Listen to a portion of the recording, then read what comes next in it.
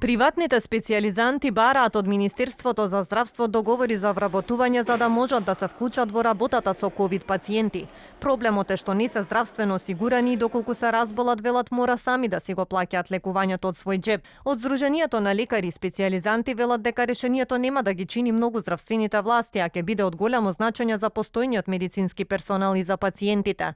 Станува збор за 250 доктори кои што велат штета е да не се искористат во услови на епидемија кога здравството е пред колапс. Ова не е некое скапо решение.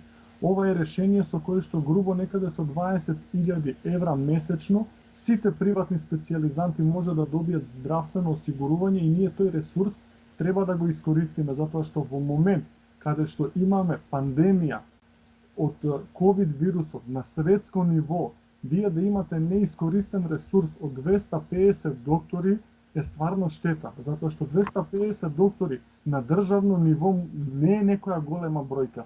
Меѓутоа е доволна бројка во голем дел да се растеретат веќе преоптеретените доктори и секојдневните изјави што ги слушаме од пациенти дека нема доволно персонал да се подобри таа ситуација. Од Министерството за здравство пак тврдат дека понуда за вработување добиле и приватните специјализанти. Дополнително понуда за вработување добија и младите приватни специјализанти кои минатата недела остварија работен состанок со министерот Филипче.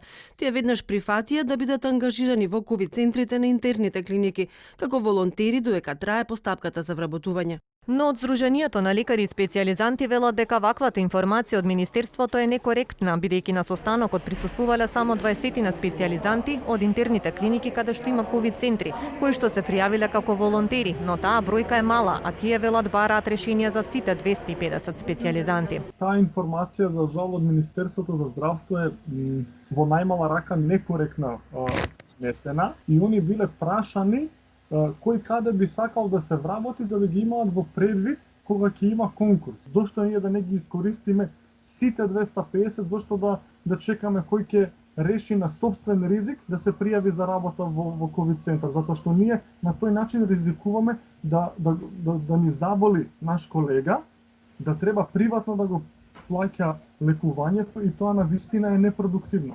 Од Сдруженијето потенцираат дека веќе има случаи на приватни специјализанти кои заболеле од COVID-19 на своето работно место, па прегледите во јавното здравство морале да ги плаќаат сами. А по објавата дека повеќе од 2000 сестри, доктори и друг медицински персонал се водат како невработени во Агенцијата за вработување, од Министерството денеска соопштуваат дека по барање на министерот за здравство, вчера Агенцијата за вработување до Министерството доставила информации за невработените здравствени работници и тврдат дека на сите ќе им биде понудено вработување во ковид центрите низ државава.